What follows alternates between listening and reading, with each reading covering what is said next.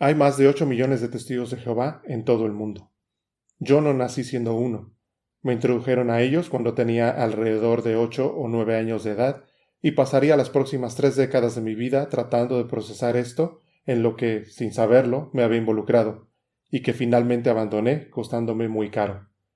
Esta vida como testigo de Jehová es mi respuesta al ánimo que he recibido para escribir un libro sobre mi vida. En mi historia vas a aprender sobre esta secta y por qué me refiero a esta como tal y no como una religión.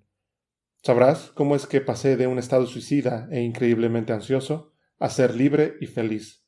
Por qué subí más de 20 kilogramos de peso y cómo los perdí. Por qué mi esposa y yo llegamos a deberle al gobierno $55,000 en impuestos, cómo es que los pagamos en 18 meses y por qué esa ni siquiera fue la mayor victoria de esos momentos. Hay lecciones que aprender aquí, ya sea que estés dentro de una secta o simplemente seas una persona normal viviendo tu vida. Para aquellos ex-testigos de Jehová allá afuera, espero que encuentren consuelo al saber que no están solos, y tal vez este podcast les ayude a procesar su propio dolor. Para aquellos que tienen familiares que son testigos de Jehová, espero que les dé una idea de en lo que están involucrados y a lo que se enfrentan. Para aquellos que no tienen ninguna relación con el tema, espero que amplíe sus horizontes y tal vez arroje un poco de luz sobre la experiencia humana. Y si hay algún testigo de Jehová activo escuchando, espero que este podcast te dé algo útil para el momento exacto en el que te encuentras en tu travesía. Pero al final, espero que encuentres felicidad y paz. Has pasado por mucho y lo mereces. Estoy grabando esto como un podcast, como una forma adecuada de contar mi historia, ya que fueron los podcasts y los audiolibros los que me ayudaron a despertar a las realidades de la vida que me dieron cuando era niño y que traté de mantener durante décadas, incluso como adulto. Ahora hablemos de la vida en casa. No solo los insectos y lo demás que mencioné fueron un problema para mí cuando nos mudamos, sino que también la dinámica de nuestra casa causó problemas. Voy a tratar de mantener esta historia lo más cercano posible a la narrativa de los testigos de Jehová. Mi familia era funcional en muchos sentidos, pero voy a hacer lo posible para hablar solo de las partes que hablan de los testigos de Jehová. Por respeto a mi familia, omitiré muchas cosas que no son necesarias para hablar del tema. Todavía tengo cierto respeto por ellos a pesar de que me sacaron de sus vidas y siguen actuando como si yo no existiera. Mencioné que las celebraciones y días festivos desaparecieron, y creo que la última Navidad que tuve fue de hecho mi última celebración de todas. La ausencia de días festivos significaba que ya no veía mucho a nuestra familia lejana. Si piensas un poco, esas fechas son en las que la familia se reúne. No vi a muchos de mis familiares por décadas. Y es que al final no eran testigos de Jehová, y por lo tanto se les consideraba malas compañías. Solíamos decir, tenemos mejores compañías. ¿No suena eso horrible? Pero así es como te empiezas a sentir. La actitud de nosotros contra ellos es como una competencia y se empieza a tachar a las personas como inhumanas para justificarlo.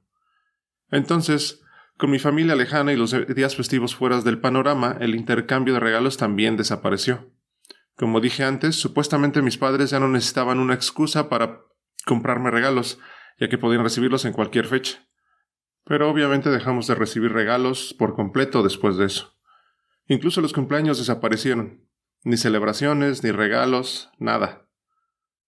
Hablando de regalos, hablemos de los juguetes. Asuntos como el hecho de que mis soldados de juguete tuvieran pistolas o que otros juguetes tuvieran armas se convirtieron en un problema. Incluso las pistolas de agua son algo que muchos testigos de Jehová no tienen. También se supone que los juguetes no deben de tener nada que se pueda considerar espiritista, como magos, hechiceros, fantasmas o cosas por el estilo. El entretenimiento también se convirtió en un gran problema. Se supone que los testigos no deben ver nada que pueda sugerir magia, espiritismo, sexualidad, violencia o lenguaje obsceno. Entonces aprendes a poner mucha atención a la letra de la música que escuchas y a juzgar de acuerdo a cómo crees que reaccionarán los demás. Si parte de la letra de una canción dice algo que Jehová Dios no aprobaría, comienzas a juzgarte a ti mismo y a preguntarte por qué te atrae ese tipo de música. Recuerdo un discurso en el Salón del Reino en el que se nos inculpaba preguntándonos si seguiríamos viendo o escuchando ese tipo de entretenimiento si Jesús estuviera ahí con nosotros. Si no, entonces no debería gustarnos. Eso también aplicaba a los videojuegos. Y sí tuve videojuegos, pero en su mayor parte eran de deportes o videojuegos bastante inocentes como Mario Bros., por ejemplo. Aunque si investigas lo suficiente en el juego de Mario, de seguro podrías encontrar algo malo. Recuerdo que te me he prestado un videojuego que tuve que devolver de inmediato porque era demasiado violento. Era algo mínimo, pero tenía una escena como de militares o algo así.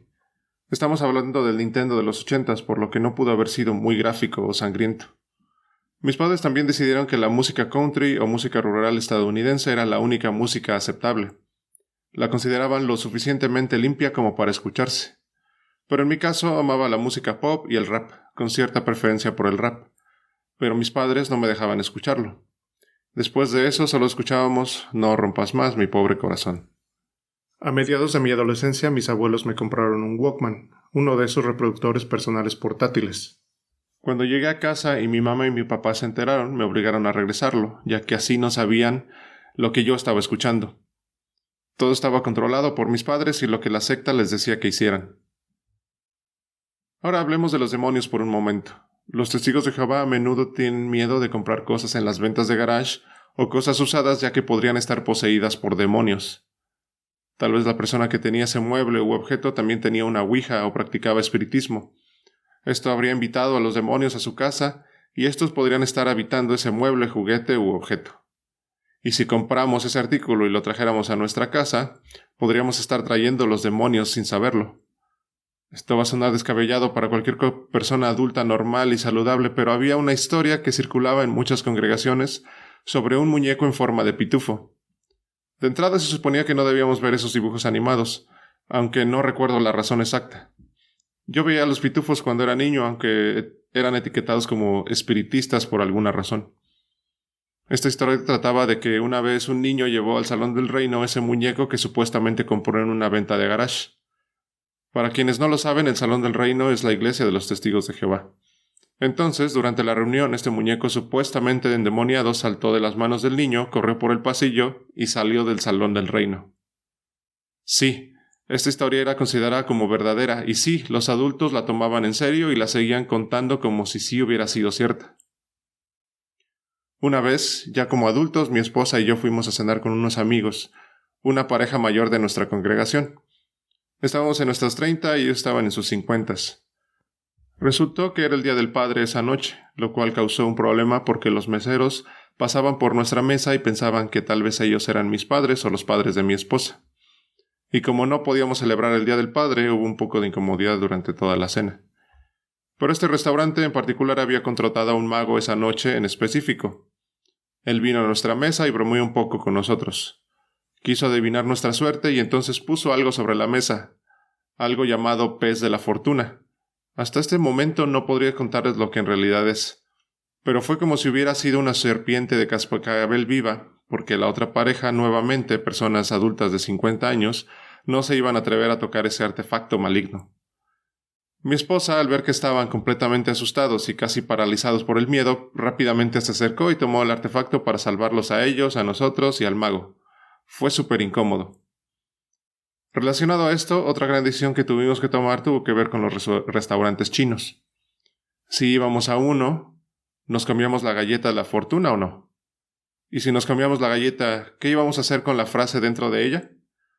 ¿Lo leeríamos y nos arriesgaríamos a traer demonios sobre nosotros?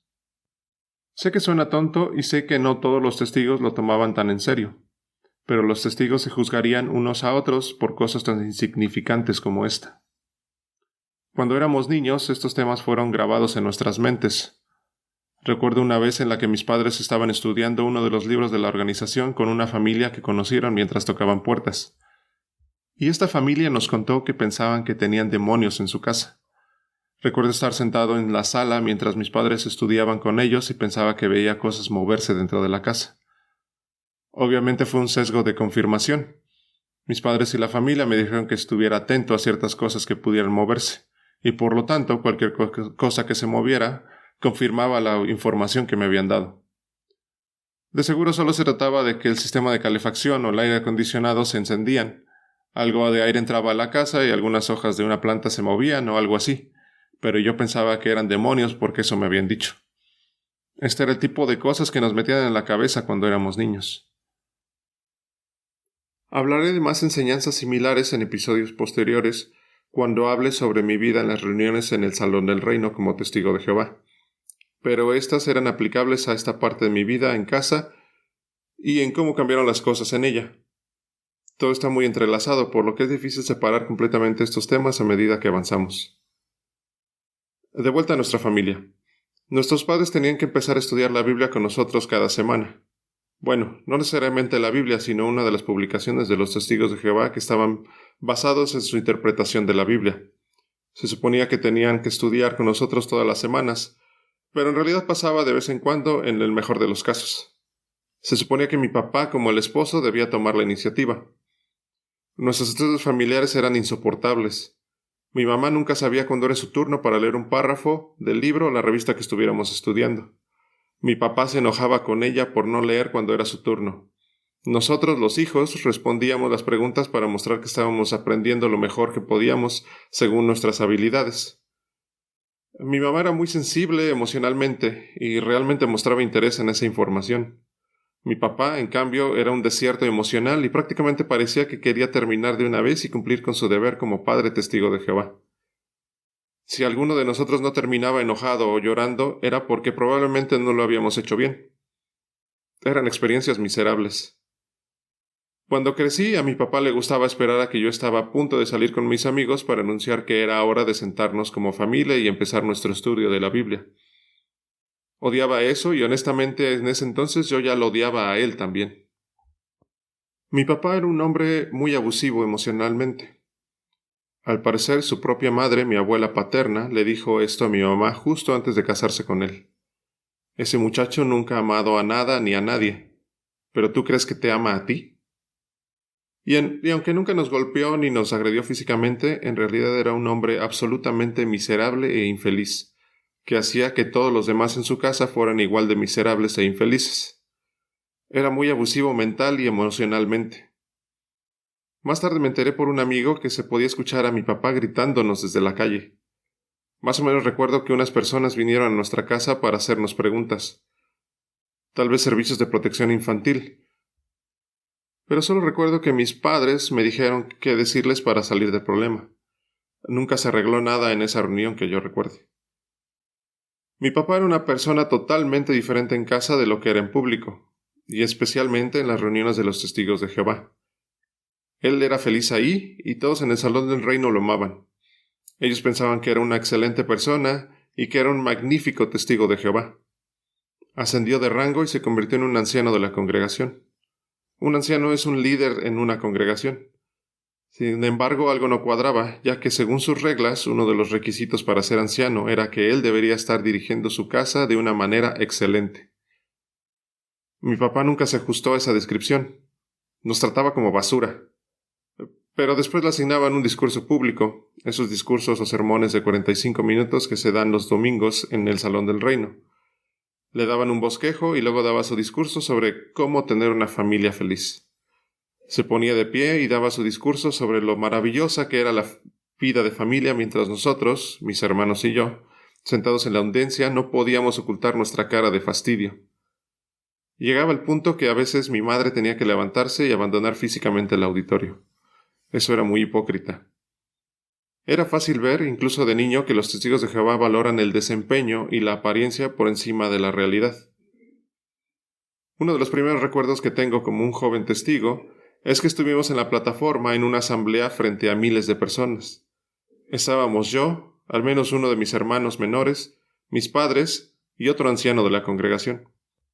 Ahí estábamos, nuestra perfecta familia de testigos de Jehová frente a miles de otros testigos dando una demostración muy bien ensayada de cómo nuestra familia era un magnífico ejemplo de una familia joven de testigos de Jehová. Estuvimos sentados en la plataforma con algún hermano que nos estaba entrevistando o dando un ejemplo de cómo se debe manejar un estudio de familia. Por supuesto, todo era una farsa. Era un niño, no sé cuántos años tenía, pero desde entonces sabía que solo era una actuación y que no reflejaba nuestra vida real. Cuando mi mamá se molestaba con mi papá, acudía a los ancianos de la congregación. Esto es algo que es importante saber acerca de los testigos de Jehová. Los ancianos de la congregación son los designados como aquellos a quienes debes acudir por cualquier problema que tengas. Si tienes problemas maritales, acudes a los ancianos. Si tu hijo te dice que alguien en la congregación abusó sexualmente de él, acudes a los ancianos, no a la policía. Los ancianos son siempre la autoridad a la que recurres antes que a nadie. Todo se canaliza primero a través de la congregación. Es tan indicativo de la mentalidad de secta que tienen. En este caso eran mis padres quienes estaban teniendo problemas entre ellos. Mi mamá se enojaba tanto por el comportamiento de mi papá que acudía a los ancianos de la congregación para hablar del tema. Ella esperaba ya sea que lo ayudaran, o que al menos tomaran medidas para removerlo como anciano, ya que tienen el poder de hacerlo. Sin embargo, mi papá hacía todo lo que los ancianos le pedían que hiciera. Si había pequeñas tareas que hacer en la congregación, un discurso que dar de último momento o cualquier cosa que le pidieran, mi papá no podía decir que no. Él siempre decía que sí. De hecho, una vez me dijo que si alguna vez me pidieran que hiciera algo, simplemente dijera que sí sin siquiera pensarlo, porque así demostraría que quería servir a Jehová. Por supuesto, esto no se trataba de servir a Jehová, el nombre de Dios de acuerdo a los testigos de Jehová. Se trataba de servir a la organización, servir a los ancianos, servir a la congregación, y la mayoría de las veces con tareas arbitrarias e insignificantes. Piensa en lo que esto le dice a un niño cuando ve a sus padres someterse por completo a esta organización, y que le enseñen explícitamente que sus necesidades no importan, sus deseos no importan, y que solamente haga lo que los demás le pidan. Esto me causó muchos problemas incluso como adulto, y hasta que pude mejorar mi salud mental, ya que no debía dar importancia a mis necesidades ni a mis sueños en la vida. Me enseñaron a cambiar quien yo era para mantener felices a otras personas y a buscar su aprobación a toda costa. Cuando mi mamá acusaba a mi papá con los ancianos, ellos hablaban conmigo. No tomaban en cuenta solamente lo que mi mamá decía. Querían corroborarlo, así que yo les contaba todo, pero aún así no les importaba. No les importó durante años. Cuando estaba en mi adolescencia, tal vez a los 18, finalmente lo removieron como anciano. No sé por qué, pero al fin lo hicieron. Nada parecía haber cambiado, pero tal vez pasó algo que ya no podían pasar por alto y tenían que tomar medidas. No sé lo que realmente los forzó a hacerlo. Al final todo fue una farsa porque sí lo removieron como anciano en ese momento, pero al poco tiempo volvió a hacerlo. Estoy seguro de que todo era parte del mismo espectáculo. Así que yo estaba atrapado entre un padre emocionalmente abusivo y mi madre, sin mencionar que mi relación con cada uno era extremadamente estresante. Éramos parte de una organización que afirma tener las familias más felices del mundo, ya que todos sus miembros conocen la supuesta verdad de la Biblia. Pero no éramos felices. Y francamente tampoco lo eran la mayoría de las otras familias que conocíamos. Hay mucho drama y dolor en esas congregaciones, y la mayoría ni siquiera se dan cuenta de ello. Al menos tenía algunos amigos en el Salón del Reino. No podía tener amigos en la escuela, por supuesto, pero tuve la suerte de tener otros jóvenes en mi congregación con quienes podía pasar el rato. De hecho, tenía un buen grupo de amigos hombres jóvenes. Notarán que dije hombres. Como lo veían los testigos a mi alrededor en ese entonces, los hombres y las mujeres jóvenes no podían ser amigos entre ellos, porque si se juntaban, entonces iban a fornicar. El sexo era inminente, algo que inevitablemente tenía que suceder si un hombre y una mujer están solos en la misma habitación. Entonces no había buenas razones para que personas del sexo opuesto fueran amigos. Simplemente no estaba bien en mi congregación y ese era el sentimiento en la mayoría de las congregaciones, aunque había algunos casos extremos. Probablemente estaba acercándome a los 20 cuando al fin pude hablar con una chica en nuestro Salón del Reino, y fue solo para darle algunos libros o revistas o por alguna asignación que tenía en la congregación. Nos mantenían muy separados. Tuve la suerte de tener un gran amigo que vivía justo al lado de mi casa. Los testigos de Jehová que nos invitaron a la secta tenían un hijo de mi edad. Hacíamos casi todo juntos. Jugábamos con nuestros juguetes en el patio trasero o en el porche delantero. Jugábamos baloncesto, jugábamos a todo tipo de juegos. Cuando crecí, fui el primero en conducir y tenía un automóvil, así que íbamos a muchos lugares juntos. Hacíamos de todo juntos. Era increíble. Me alegro de haberlo tenido en ese momento de mi vida. De lo contrario, mi vida habría sido muy solitaria a pesar de que tenía otros amigos en el Salón del Reino.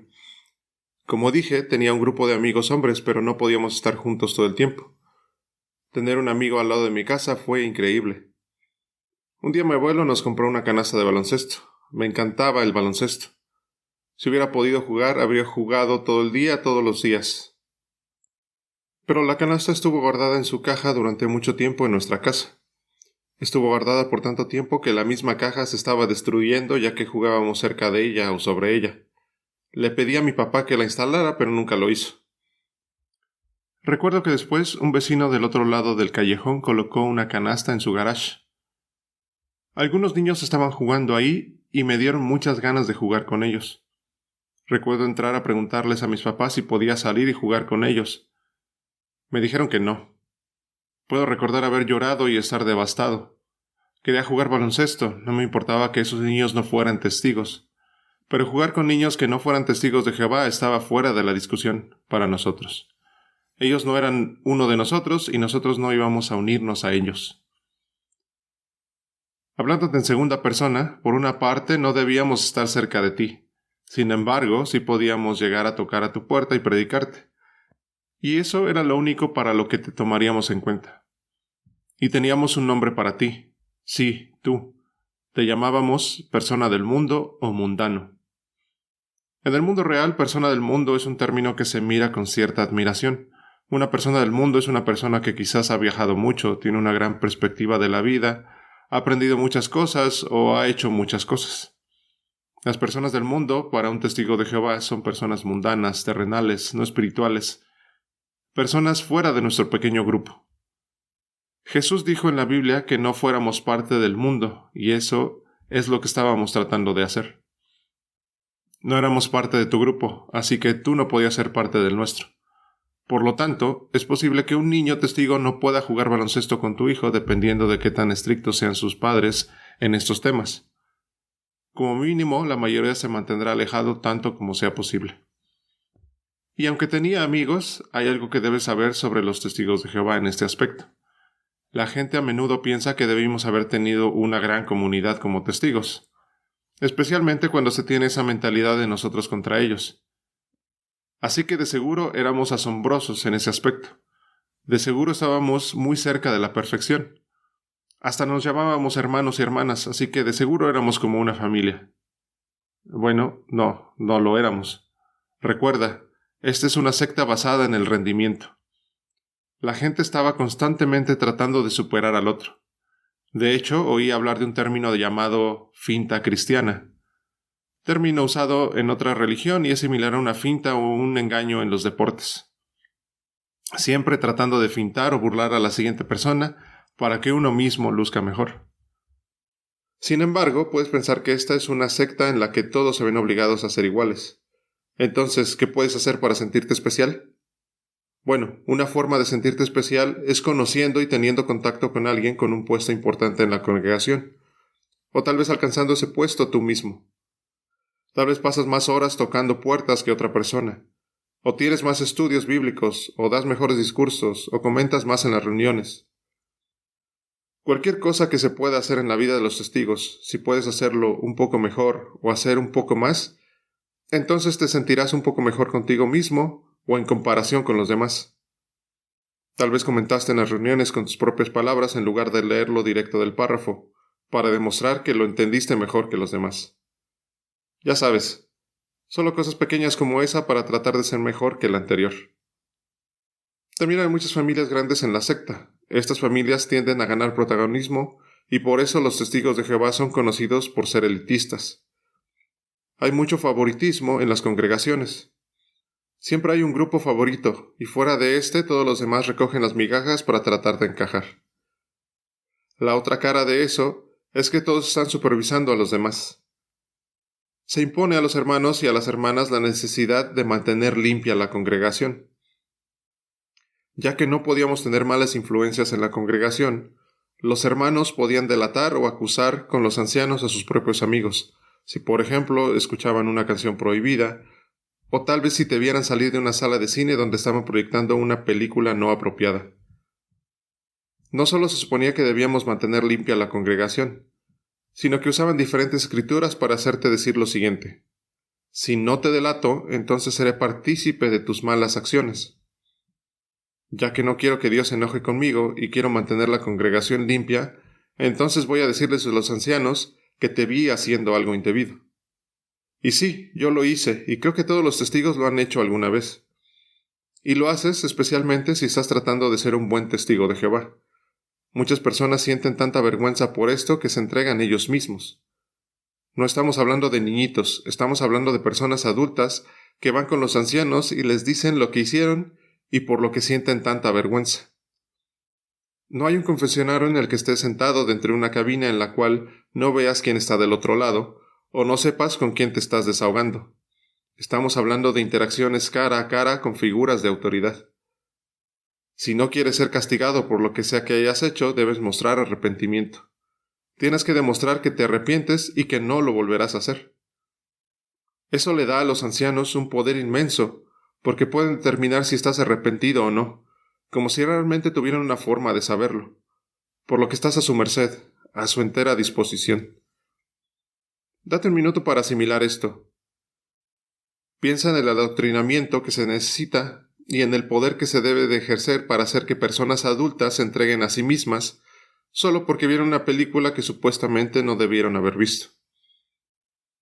Conocí a un hermano joven que tenía un, entre comillas, problema con la pornografía. Así que fue a entregarse a los ancianos y admitió que veía pornografía para que luego los ancianos decidieran lo que debían de hacer con él. Es escalofriante e incluso un poco repulsivo. Esto está configurado para que se preste al abuso de poder. Yo ya tenía demasiada presión cuando era niño con la dinámica de mi familia, pero agregar la dinámica de secta lo hizo horrible. Cuando estaba en la escuela secundaria estaba bajo tanto estrés que tuve sarpullido en la piel. Mi mejilla derecha se llenó de estas erupciones similares a ampollas de varicela. Imagínate ir a la escuela secundaria con un lado de tu cara lleno de estas erupciones. Como si no fuera ya lo suficientemente raro por no poder ponerme de pie y recitar el juramento a la bandera y todas esas cosas que implican ser testigo de Jehová. Además, tenía esto en la cara. Haciendo memoria, recuerdo que algunos maestros me veían con lástima. En ese momento pensaba que solo era porque me veía como un monstruo. Pero es probable que se dieron cuenta de que había una razón por la que desarrollé ese sarpullido, ya que comúnmente es provocado por un estrés enorme. Para que te hagas una idea del ambiente de mi casa, me gusta decir que teníamos 3 reglas. Este era el término favorito de mi papá. Las 3 reglas, sin ningún orden en particular, eran: madura, confórmate y cierra la boca. Mencioné que él daba discursos desde la plataforma sirviendo como un ejemplo de un líder de una familia feliz. Estas 3 reglas eran la respuesta a casi cualquier cosa. No era un ambiente saludable. Yo era un niño sensible y mi padre tenía 0 sensibilidad emocional, como le demuestran sus 3 reglas. Por la noche, cuando era muy pequeño, lloraba hasta quedarme dormido. Cuando era más joven, a veces escribía notas y las dejaba expuestas para que mi papá las viera. No sé si alguna vez las vio, pero las dejaba pegadas con cinta adhesiva en la pared junto a mi cama. Supongo que mi madre intervenía y las quitaba. Eventualmente aprendí a estar muerto por dentro y a no mostrar emociones. Una vez mi mejor amigo me dijo que no tenía corazón, porque me dijo algo bastante emotivo y no reaccioné para nada. No puedo recordar qué fue, pero nunca olvidaré lo que me dijo.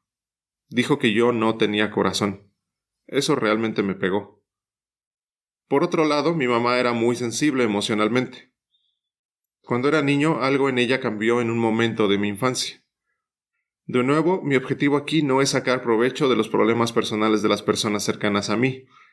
Estoy tratando de mencionar solo las cosas que se relacionan con la narrativa de los testigos de Jehová. Pero siento que esto se relaciona. Voy a tratar de transmitir la idea mientras trato de ser considerado. Vas a decir que mi madre pasó de ser una persona muy vibrante y energética a lo que solo se podría describir como inmóvil e inexpresiva. Ella pasó algún tiempo en algunas instituciones mentales tratando de obtener ayuda para lo que fuera que le estaba pasando. A veces se iba por varias semanas. Recuerdo estar en las reuniones y ella simplemente se sentaba y se mecía con una mirada vacía en sus ojos durante toda la reunión. Honestamente era bastante aterrador para mí como niño. Ella se quedaba en las salas traseras del Salón del Reino durante las reuniones, y recuerdo ver a los ancianos corriendo detrás de ella algunas veces. Realmente no sabía lo que estaba pasando, pero sí sabía que había algo. Las cosas cambiaron y nadie hablaba de ello. Solo se esperaba que nos sentáramos y prestáramos atención en las reuniones como buenos niños testigos de Jehová, como si nada estuviera pasando. Había una cierta cantidad de negación que siempre se cernía sobre mi familia, y sinceramente, sobre todo los testigos de Jehová en general. Nada que ver aquí, siga su camino. Se trata de apariencias, que se vea bien.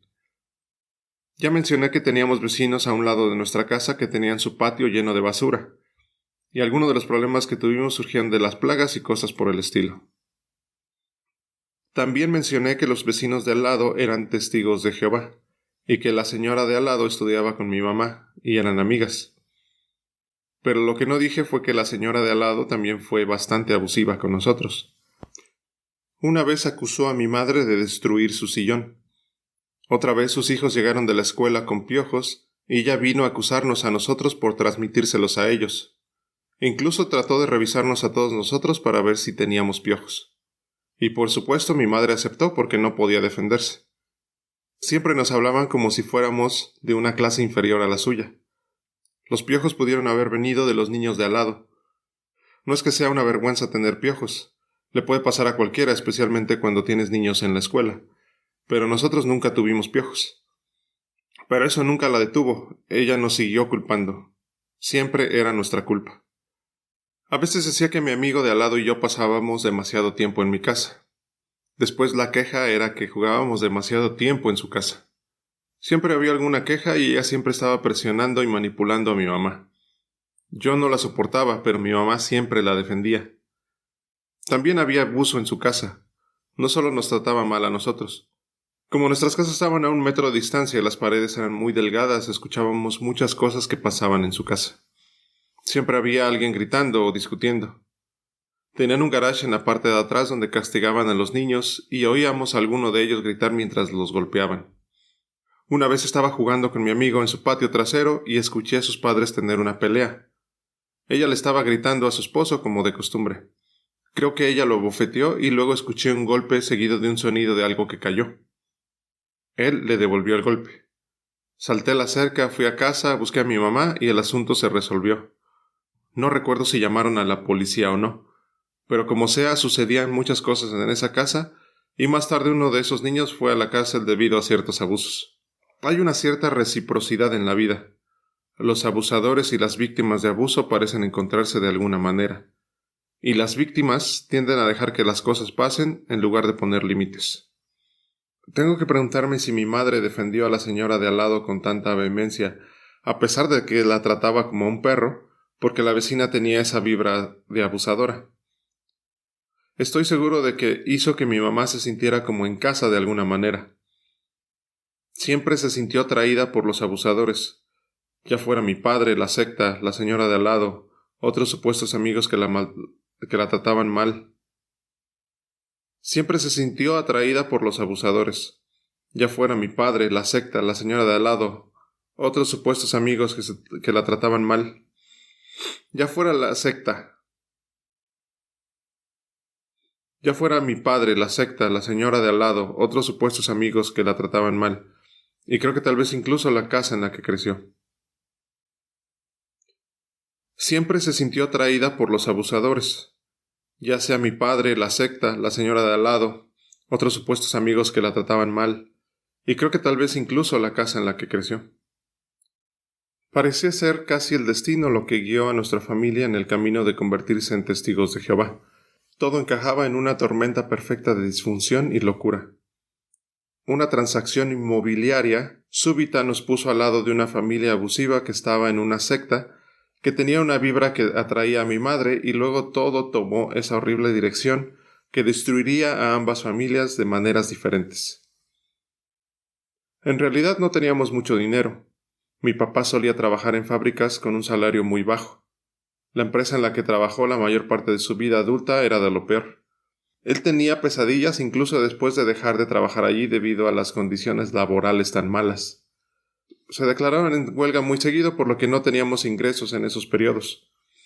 Una vez, si no hubiera sido porque alguien dejó bolsas de despensa en nuestro automóvil después de una reunión, no estoy seguro de qué habríamos comido esa semana. Así que gracias a los testigos de Jehová que hicieron eso. Se acercaron y como un buen ser humano ayudaron a alguien que lo necesitaba. Por supuesto que lo hicieron porque se espera que seamos esa hermandad mundial y cuidemos los unos de los otros, aunque probablemente no lo habrían hecho por alguien que no fuera testigo. Pero aún así fue un buen gesto que realmente nos ayudó. Se desaconseja a los testigos de Jehová que trabajen horas extras o que den a sus empleadores más de lo necesario, porque tiene responsabilidad con la organización o con Dios, tal como ellos lo ven. Mi papá tenía un montón de cosas que hacer en la congregación.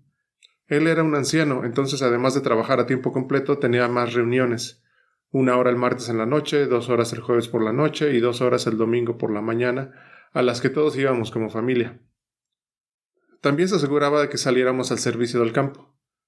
Ese es el término para salir a tocar puertas, servicio del campo o ministerio del campo. Así que salíamos al servicio tocando puertas los sábados de las 9 de la mañana a las 12 de la tarde o a veces hasta 12:30 porque él era anciano. A veces tenía reuniones especiales a las que tenía que asistir con otros ancianos los sábados por la tarde para atender los asuntos oficiales de la congregación. Y luego el domingo, después de la reunión de 2 horas, volvíamos a salir al ministerio del campo durante 1 hora después de comer. Así que no es como si tuviera mucho tiempo o energía para dedicarse a sacarnos del hoyo financieramente. De hecho, el dinero que el gobierno nos regresaba después de nuestras declaraciones de impuestos anuales era el que nos sacaba de varios apuros. Al fin podíamos cambiar el aceite de nuestro automóvil, la única vez al año. Podíamos comprar algo de ropa usada y tal vez algunos útiles escolares. Había otros niños que normalmente me ayudaban en la escuela con cosas como el papel, lápices y otras cosas. Cosas que pedía prestadas, pero que obviamente nunca devolví. No lo devolvía porque no tenía cómo pagarlo. Pero las fechas de declaración de impuestos eran como nuestra Navidad, aunque no hubiera celebración. Todo parecía un poco más tranquilo, menos pesado y con menos estrés, al menos durante unas semanas.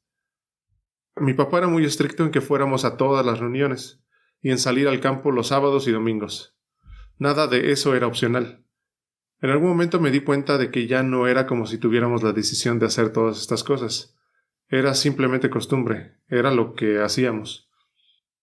Si se presentaba la oportunidad de ir a pescar o algo así, generalmente la rechazábamos porque mi papá decía que teníamos que salir al servicio del campo el sábado por la mañana. Diría que el estilo de testigos de Jehová que mis padres era de los más estrictos. Seguían las instrucciones al pie de la letra, aunque otras familias no lo hicieran. Y bueno, eventualmente mi abuelo, quien nos compró la canasta de baloncesto, pagó para que alguien viniera y la instalara, después de ver que estuvo en su caja por muchísimo tiempo. Mi papá a veces salía a jugar con nosotros, jugábamos baloncesto, a veces nos lanzábamos una pelota de béisbol, y eso era absolutamente mágico para nosotros como niños, que solo buscábamos atención positiva de nuestro padre. A veces íbamos a ver el equipo local de béisbol de ligas menores, ya que siempre tenían entradas gratis, pues nunca se vendían todas las entradas. Otras veces íbamos a pescar. En fin, esto no pasaba muy a menudo, pero eran ocasiones muy valiosas. Mi mamá era buena tratando de asegurarse de que tuviéramos cosas que hacer cuando ella tenía tiempo. Ella guardaba el cambio y lo usábamos para pequeñas salidas. O iba al McDonald's cercano y nos traía algo.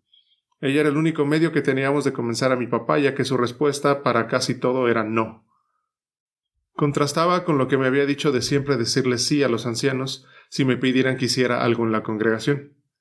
Mi respuesta tenía que ser sí, en automático, así como lo hacía él. Pero para todo lo demás su respuesta siempre era no. Mi mamá ayudaba bastante en ese tema, ya que a veces interfería. Se daba cuenta de que mi papá estaba de mal humor y trataba de hacerle la vida más fácil, al menos temporalmente. Si nos hubieras visto en las reuniones, hubieras pensado que nuestra vida era de lo mejor. Pero es detrás de puertas cerradas donde se esconden los monstruos, no a la vista de todos.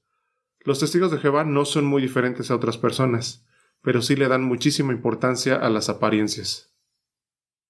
En el siguiente episodio voy a hablar de lo que pasó en mi vida como testigo de Jehová cuando era joven. ¿Qué pasaba en las reuniones? ¿Cómo era ir tocando a las puertas de extraños? ¿Cómo nos enseñaron a ver el mundo que nos rodea? Hay muchas cosas que nos enseñaron que tuvieron un impacto a largo plazo. Literalmente, hay personas que han estado fuera de la organización por décadas, pero que siguen teniendo problemas por estas enseñanzas. No pueden deshacerse de ese adoctrinamiento a pesar de que ya están libres de la secta. Vamos a aprender sobre algunas de esas enseñanzas. Aprecio muchísimo que me escuches.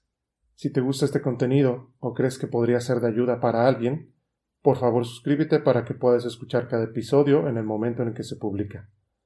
Estoy publicando este podcast para que sea de ayuda a todo el que lo necesite, pero no va a ayudar a muchos si no se pasa la voz.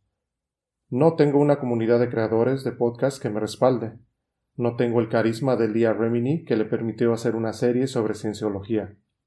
Solo soy alguien que vivió una vida de cierto modo y que quiere exponer esto por lo que literalmente millones de personas en el mundo están pasando. Hay más de 8 millones de testigos de Jehová y decenas de ex testigos de Jehová. Hay millones más que tienen familiares o amigos que son testigos de Jehová y probablemente estén preocupados por ellos. Comparte este podcast con todos ellos para que puedan saber de qué se trata todo esto. Y si no llega a tanto, tal vez ayude a alguien a no sentirse tan solo. Visita mi sitio web vidadetestigo.com si te gustaría hablar más acerca del tema o si tienes preguntas. Si estás buscando ayuda para entender o recuperarte de tu vida como testigo de Jehová, visita exjwhelp.com para obtener ayuda y fuentes de información profesionales en inglés. Y recuerda que algunos están luchando contra problemas de los que quizás no te des cuenta, así que dales el beneficio de la duda. Ama a los demás, no dañes y sé feliz.